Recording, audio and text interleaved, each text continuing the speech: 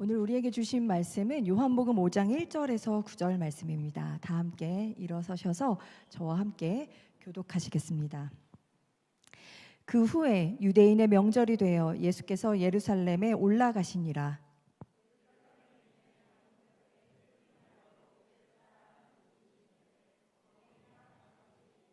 그 안에 많은 병자, 맹인, 다리 저는 사람, 혈기 마른 사람들이 누워 물의 움직임을 기다리니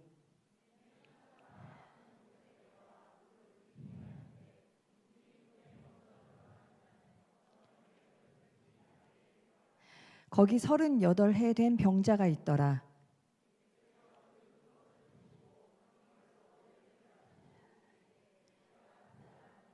병자가 대답하되 주여 물이 움직일 때 나를 못에 넣어주는 사람이 없어 내가 가는 동안에 다른 사람이 먼저 내려가나이다.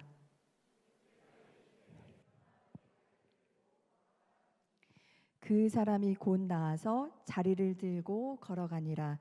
이는 살아계신 하나님의 말씀입니다. 아멘. 네, 자리에 앉아주시면 됩니다. 오늘부터 사순절까지 저희 부활절이 4월 5일이거든요. 사순절이 있는 3월까지요. 복음서를 통해서 예수님에 대한 말씀을 좀 같이 묵상을 하려고 합니다. 청년부 또 일부의 그 청장년 부는 작년에 예수님의 인간미라는 주제로 성경 공부를 했습니다. 물론 이 이후에 일어나는 바리새인의 이야기에 저희가 그때는 좀 초점을 뒀었는데, 근데 여러분 우리가 그때 이런 이야기를 했어요. 오늘 예은자매가 기도할 때 예수님의 시선이라는 우리가 예수님의 시선으로 나를 바라보게 해달라는 기도를 했는데, 그 시선, 예수님을 닮는다는 게 뭔지 우리 이런 질문을 해봤어요. 우리 아까 찬양할 때 뭐 주만 위에 살겠네, 주를 따라가겠네, 우리 막 이렇게 찬양하잖아요. 주만 위에 사는 게 뭘까요? 항상 이런 질문하죠. 성경 공부할 때 주를 위해 산다. 이게 뭘까요? 이게 정확하게 없으면 굉장히 애매해져요. 성경을 보면요, 예수님이 늘 말씀을 전하러 다니시고 기적을 베푸시고 만나면 사람들에게 천국 복음을 전하셨다. 그런데 예수님처럼 살겠다, 예수님을 따라가겠다, 우리 일상에서 이거 할 수 있나요? 현실적으로 불가능하죠. 그러니까 내가 진짜 예수님 따라가야지 라는 마음을 먹잖아요. 그럼 동시에 뭐가 오냐? 무력감과 되게 패배감이 옵니다. 난 할 수 없어. 그러면 또 이제 주일에 와서 또 난 이 한 주 동안 주님의 뜻대로 살지 못한, 이게 너무 반복되는 거예요. 그래서 예수님을 따라 산다는 게 뭘까? 아까 주를 위해 살겠다, 주만 따라가겠다 했는데 그게 뭘까를 우리가 다시 한번 개념을 좀 정립해야 될 필요가 있다. 이걸 정리하지 않으면 아마 이제 이 정도로 생각하실 거예요. 뭐 조금 더 착하게 사는 거, 믿는 데가 조금 더 참아야지, 혹은 부정직한 이득을 취할 때 살짝 고민하는 거, 안 취한다고 했는 건 아닌데 살짝 고민을 한번 하는 거, 회개는 하는 거, 뭐 이 정도. 아니면 불쌍한 사람 만나면 도와주는 거. 그런데 이 모든 건 나한테 불편하지 않을 정도로, 내가 손해보지 않은 만큼 딱 하는 거. 여러분, 결론부터 이제 말씀을 드리면요, 예수님을 닮는다, 내가 예수님을 따라간다라는 건요, 특정한 행동을 하는 것이 아닙니다. 우리는 할 수가 없어요. 그럼 그 행동을 하면 예수님을 따라가고 그 행동을 안 하면 그렇지 않냐? 그게 아니라는 거예요. 정말 중요한 건요, 예수님의 시선을 배우는 거예요. 어떻게 보셨길래 저런 말씀을 하셨지? 예수님은 어떻게 보셨길래 저런 행동을 하셨지? 그 시선을 배우는 게 예수님을 따라가는 거고 예수님을 닮아가는 거다. 이제 시선이 정해지면요, 행동은 따라 나와요. 내가 뭘 해야 될지 이때는 뭐 하세요? 이때는 뭐 하세요? 이렇게 말해주지 않아도 우린 자연스럽게 알게 돼요. 제가 이 이야기를 오늘 하려고 하는데, 제가 그 서울 좀 20년 전이에요. 그 서울대 심리학과 교수님 세미나에 가서 들은 적이 있는데, 여러분 이제 제가 질문을 드릴 테니까 한번 맞춰보세요. 이제 부부가 상담을 하러 오셨대요. 근데 남편이 연락이 안 되고 너무 늦게 들어와서 아내가 저녁을 해놓고 기다리다가 화가 엄청 난 거예요. 그래서 아내가 화를 풀기 위해서 친구들을 만나서 술을 마시고 음주운전으로 노래방을 가다가 사고가 난 거예요. 그래서 이제 그게 문제가 이제 커져가지고 상담까지 오신 거예요. 자, 그러면 여기서 질문을 해볼게요. 남편이 연락이 안 되고 아니야. 여기서 아내가 화가 난 이유는 무엇일까요? 아내가 화가 난 이유는 무엇일까요? 남편이 연락이 안 되고 늦게 들어온 거라고 우리는 보통을 생각하잖아요. 그런데 그게 아니라 그 사건을 어떻게 해석하느냐가 감정을 유발한다는 거예요. 만약에 이렇게 참 또 친구들이랑 술을 먹느라고 내가 연애할 때는 30초 만에 답장을 하더니 다 변했어, 이렇게 생각할 수도 있고요. 아니면 지금 뭐 이제 결혼했다고 지금 뭐 나를 무시하는 거야? 뭐 이렇게 마음을 먹을 수도 있는 거잖아요. 그러면 이런 해석을 하면 그 사람에게는 분노라는 감정이 따라옵니다. 근데 만약에 반대로 연락이 왜 안 되지? 사고 난 건 아니야?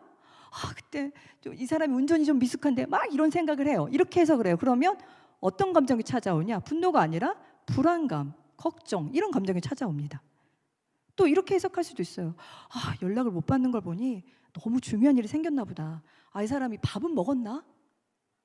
표정이 굉장히 부드러워지시는데 네, 남자분들 표정이 굉장히 부드러워지시는데, 네, 이러면 감정이 달라져요. 막 안쓰럽고 걱정되고 내가 더 맛있는 거 해줘야지, 이런 감정이. 물론 제가 다 아내분이 잘못한 게 아니다 이런 말을 하는 게 아니에요. 전적이라는 게 또 있잖아요, 저희는. 그러니까 중요한 건 시선이라는 거예요. 그 이야기를 해보려고 합니다.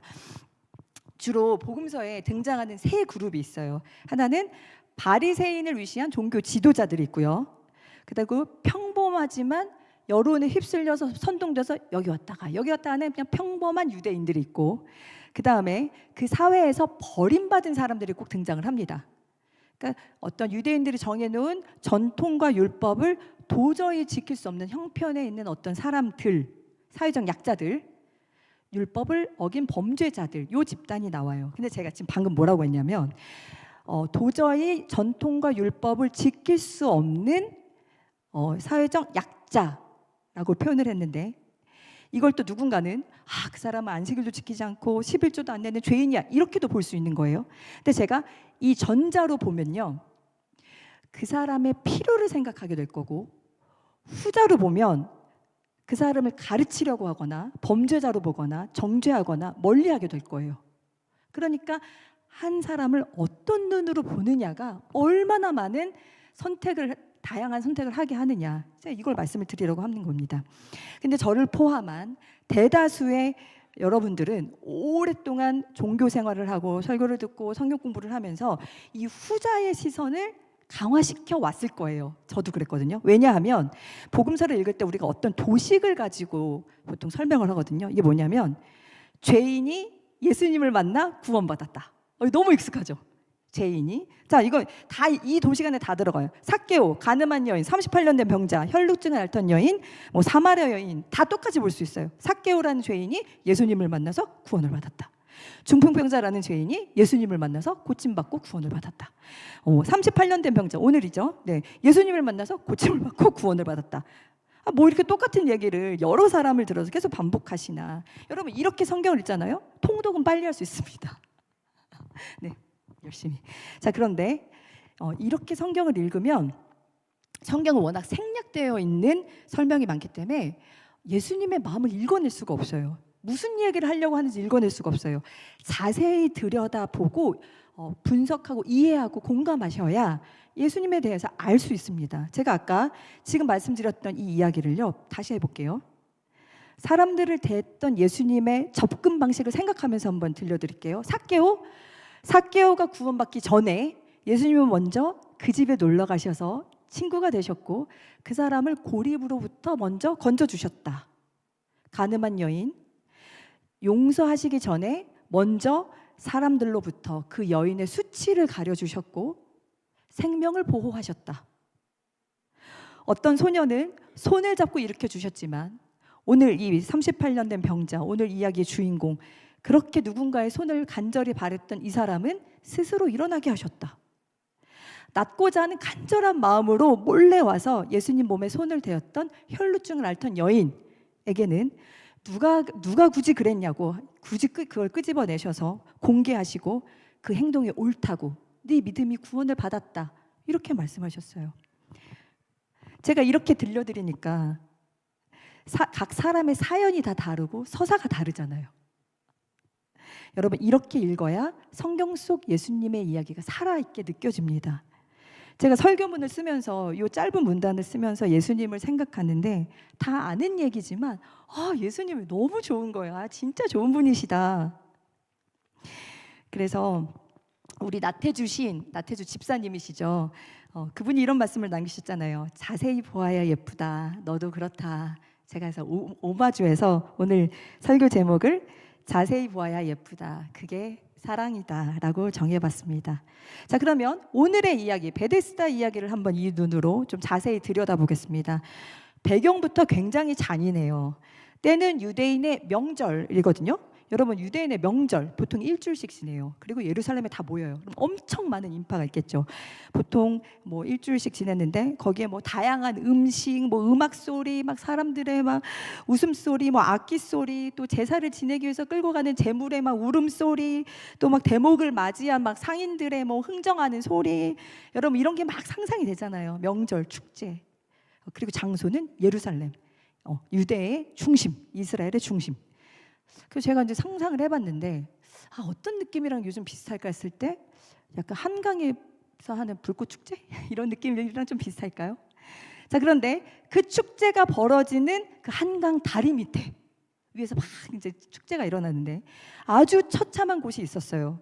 거기가 뭐냐면 고통 소리, 신음 소리, 오랜 병을 앓던 환자들의 악취, 어떤 절망의 한숨, 정적, 이걸로 채워진 집, 바로 그게 베데스다였습니다.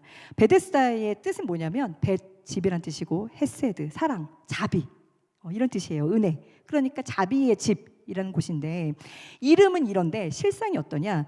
여기 아까 읽으셨지만 천사가 물을 움직일 때 제일 먼저 들어가는 사람이 낫는 곳이래요. 그런 곳이에요. 그러면 무한 경쟁, 선착순, 승자만 살아남아.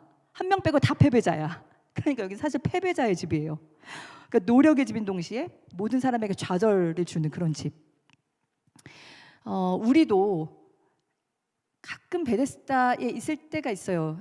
저도 그렇게 느끼는데 굉장히 화려하고 밝은 인생을 막 꿈꾸면서 뭔가를 막 성취해서 열심히 달려왔는데 내가 원하는 것을 얻을 수도 없고 또 내가 속하고 싶은 곳에서 버림받았다고 느낄 때가 있거나 낙오되었다고 느낄 때, 아니면 어떤 거대한 문제를 만나서 내가 이걸 도저히 해결할 수 없다, 희망이 없다라고 느낄 때, 내 처지가 그렇고 내 마음이 그렇잖아요. 그러면 내가 속한 곳이 베데스다가 됩니다. 불과 저도 3, 4년 전까지 그랬던 것 같아요. 돌아보니까. 모르셨겠지만 물론 사역을 하고 사람들하고 있을 때 명절이에요. 이땐 축제예요. 근데 혼자 집에 돌아가서 내 삶을 다시 반추하고 어떤 제가 해결할 수 없는 문제 안에서 고민하고 있을 때는 굉장한 비관에 빠져서 스스로 베데스다로 들어가는 거예요. 그래서 제가 베데스다의 특징을 하나 잠깐 짚고 가려고 하는데, 이 베데스다에 어떤 속설이 있었냐, 가끔 물이 움직이는데 먼저 들어가는 사람이 낫는다. 이게 꺽쇠로 이렇게 가로 안에 과뒀어요, 성경이. 그러니까 이건 나았다는 사람의 간증은 사실 여기 없어요. 뭐 아주 희박하게 뭐 누군가 나았을 수도 있겠죠. 그러니까 사람들은 그 희망을 붙들고 살았던 건데, 이거는 그냥 속설이었어요. 그럼 믿음. 왜냐하면 거기 있던 사람들은 대안이 없거든요. 그러니까 자기가 사는 환경에서는 희망이 보이지 않으니까 거기까지 간 거예요. 살고 싶어서, 살려고. 그러니까 너무 애처롭게 신기루를 만들어서 살고 있던 곳이 바로 베데스다였어요. 그리고 지금 이 환자 38년 된 병자요, 매우 비관적인 것 같은데요, 동시에 어떤 희망을 가지고 있었어요. 무슨 희망? 언젠가 누가 나를 도와주면, 나에게 그런 행운이 찾아오면, 나는 베데스다에 들어가서 나을 수 있을 거야. 내 인생 반전이 있을 거야. 그러면서 동시에 이런 비관이 있었죠. 왜 나는 아무도 도와주지 않지? 나는 왜 이렇게 태어났지? 이런 환경에서? 왜 나는 운이 없었지?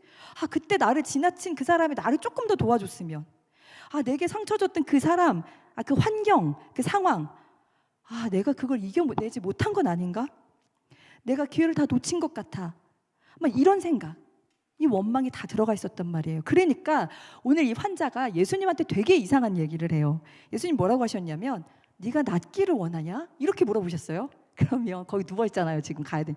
네, 낫기를 원합니다 라고 하면 되는데, 뭐라고 하냐면, 물이 움직일 때 나를 넣어주는 사람이 없어서 제가 그곳에 가는 동안 다른 사람이 먼저 내려갑니다. 동문서답을 합니다. 그러니까 지금 이 사람은 몸이 나아야 하는 그 본질적인 문제보다 지금 이 마음의 고통이 더 크다고 호소하고 있는 거예요. 노력했는데 이루지 못했고, 기대했던 사람들에게 도움받지 못했고, 그래서 나만 여기서 뒤처지다 못 나가고 있다.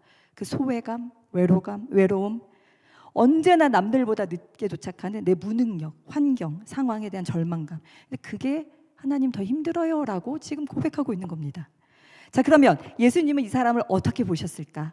자, 6절 보시면 이 사람의 병이 오랜 줄 아셨다. 예수님 다 알고 가신 거거든요.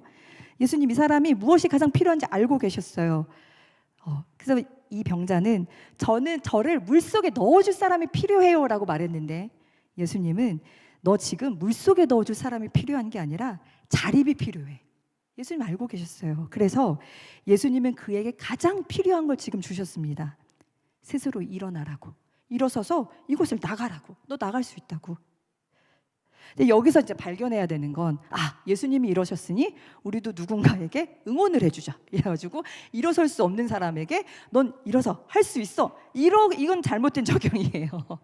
네, 우리가 여기서 발견해야 되는 건, 사랑은 그 사람의 진짜 필요를 발견하는 것에서부터 시작된다는 겁니다.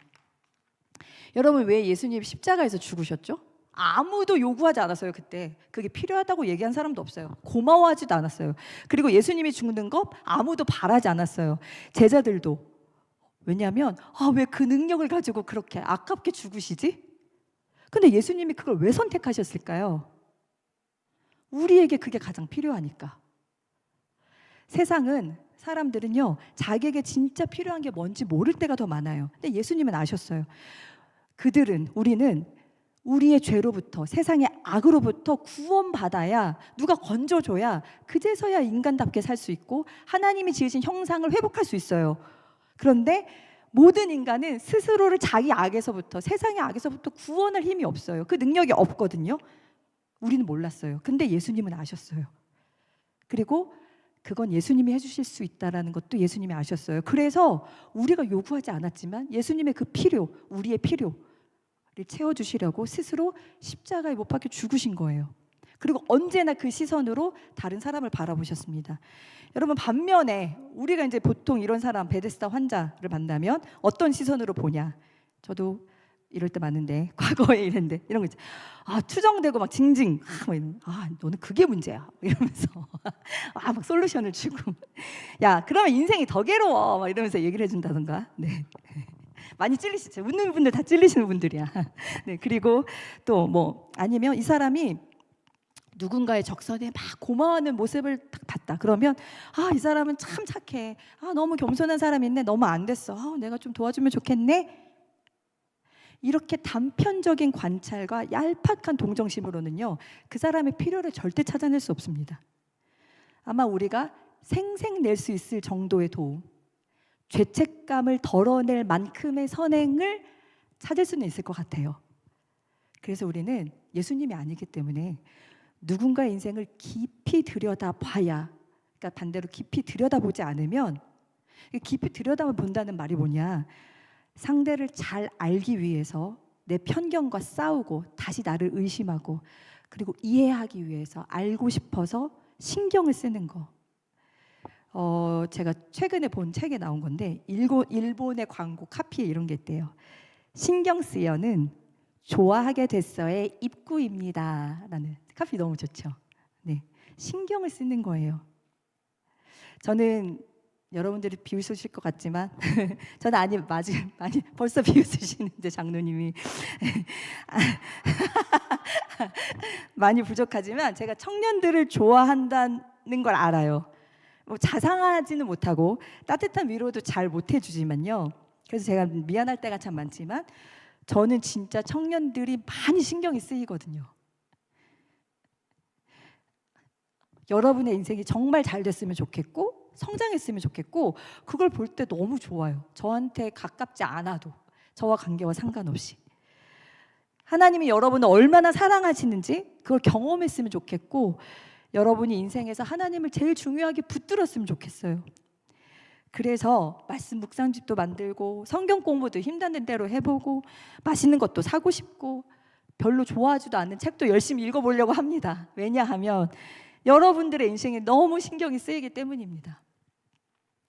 여러분도 여러분이 신경 쓰는 사람이 점점 많아졌으면 좋겠습니다. 그리고 그 신경을 쓰는 마음도 더 넓어지고 깊어졌으면 좋겠어요. 그게 예수님을 닮아가는 것이고 성숙이기 때문입니다. 여러분, 예수님이 나를 따라오려거든 자기 십자가를 지고 나를 따르라 라고 하셨어요. 세상에서 지금 2026년 대한민국에서 우리가 뭐 순교를 요구받는 것도 아니고 뭐 핍박을 받는 것도 아니고 너무 좋은 세상에서 살고 있잖아요. 지금 이 세상에서 십자가를 지고 따라간다는 것, 단순히 착하게 살아라, 조금 더 참아라, 인내해라, 이 정도의 뜻이 아닙니다. 십자가를 진다는 건요, 신경을 써서 내 주변 사람들, 내가 사는 세상의 필요를 찾고 그 필요를 채우기 위해 기꺼이 내가 가진 것을 내어주는 것, 날마다 그 각오로 사는 거예요. 때로는 그게 시간일 수도 있고요, 때로는 돈일 수도 있어요, 재능일 수도 있고 감정일 수도 있고 때로는 갈등일 수도 있고 손해를 무릅쓰면서 그걸 찾아내면서 내가 메꿔주기 위해서 살아가는 거예요. 그리고 또 하나 예수님께 배워야 할 것이 있는데요, 그건 누군가가 자립할 때까지, 일어설 때까지 무조건 도와줘야 된다는 거예요. 이게 잘 안 돼요. 예수님은요, 그 사람의 성품이 어떤지, 그 사람이 나한테 어떻게 하는지 하나도 궁금해하지 않으셨어요. 따지지 않으셨어요. 도움이 필요한 사람은 그냥 무조건 돕는 거예요. 그 사람이 어떤 처지든 어떤 사람이든 자립이 필요한 사람, 언제까지 도와줘야 되나? 그건 하나님의 영역이에요. 우리는 그냥 돕는 것이 맞습니다. 그래서 예수님이 야, 너한테 누가 뭐 꺼달라고 하지? 그냥 거저줘. 내가 줄게. 이렇게 말씀하셨잖아요. 예수님은 한 번도 일어날 수 없는 사람에게 너 언제까지 세상을 원망하면서 살 거야? 책망하지 않으셨습니다. 먼저 일으켜 주시고 그 다음 너의 자리에서 걸어나가라. 네가 살아온 과거의 습관, 방식으로부터 걸어나가라 라고 하셨습니다. 저도 정말 가난할 때 도움을 참 많이 받았어요. 제가 2005년도에 안 태어나신 분도 있네요, 여기. 2005년도에 제가 이제 미국에서 유학할 때도 많이 말씀드렸지만 막 뭐 쓰리잡을 뛰고 되게 힘들게 살았어요. 근데 저희 집이 굉장히 어려워서 지금 한국에 잠깐 들어왔어요. 학업을 중단하고 들어왔는데 어떤 집에 우리가 이사를 갔냐면 집이 이렇게 기울어져가지고, 그거 알죠? 그냥 사과 막 굴러가고 이런 집인데, 그리고 이제 욕실에 들어가면 벌레가 막 그냥 이렇게 막 위에 올라와요. 그리고 윗집에서 물 쓰죠. 우리 집에서 물이 안 나와요. 2005년도에 2005년도 너무 오래된 얘기네요. 네, 대한민국에서, 경기도에서 그런 집에 이제 살았어요. 되게 돈이 절실했거든요. 그때 사역비 60만 원 받았어요. 저 파티타임으로 일할 때. 근데 그때 누군가 저의 학비를 대주시기도 했었고요. 그리고 신학대학원 다닐 때 그때는 이제 제가 뭐 장학금도 받고 과외도 하고 사역도 하고 이러면서 학비가 없거나 생활비가 없었던 건 아니었는데, 어떤 한 할머니 장로님께서 아우, 전도사님 책도 보고 여행도 다니고 이런 문화도 자꾸 누려봐야 돼요 이러면서 되게 큰 학비만큼의 용돈을 졸업할 때까지 매년 주셨어요. 제가 이런 도움을 받아봐서 알아요. 이거는요, 돈 이상의 의미예요. 누군가의 도움을 받으면 나 혼자 살아내야 할 것 같은 세상에서 하나님이 너 혼자 사는 거 아니야, 내가 다 알고 내가 다 보고 있어 라고 하는 그 메시지가 들리고요, 나 혼자 해결하기 버거운 그 문제에 누가 손을 보태고 있다, 그래서 살아갈 용기도 얻습니다. 그러면 저는 그 2005년도 그때의 저로 그대로 살고 있을까요? 아니요. 저는 지금 누가 나를 도와주나? 물론 많은 도움 속에 살고 있지만 그 생각에 머물러 있지 않습니다. 지금 나는 누군가에게 어떤 도움을 줄 수 있을까 질문하면서 저에게 주신 것, 가장 소중한 것, 내가 이걸로 다른 사람의 필요를 어떻게 채워야 할까, 이렇게 애를 씁니다. 여러분, 진짜 믿음이 필요해요. 진짜 하나님을 믿으시고요, 세상에 우리 주변에 누군가의 필요를 발견하는 일, 거기에 신경을 쓰시고 그 필요를 채우시는 기쁨, 그러면 하나님이 나와 함께 계시는구나, 이 충만함을 느끼실 수 있을 거예요. 세상이 주는 도파민과 차원이 다릅니다. 이것에 함께 이 기쁨을 누리면서 사시기를 축복합니다. 우리 잠시 기도하시면 좋겠는데, 오늘은 특별히 성찬이 있는 날이잖아요. 잠시 눈을 감고 한번 생각해 보셨으면 좋겠어요. 우리가 속한 우리 공동체의 필요는 뭘까? 내가 만나는 사람, 누군가의 필요. 하나님, 제가 그 누군가의 필요를 발견할 수 있게 해주세요. 그리고 또 공동체를 위해서, 또 그 누군가를 위해서 내가 줄 수 있는 것도 발견하게 해주세요. 그리고 그것을 기꺼이 드릴 수 있는 용기를 주셨으면 좋겠습니다. 우리 함께 이 기도 제목 가지고 기도하시겠습니다.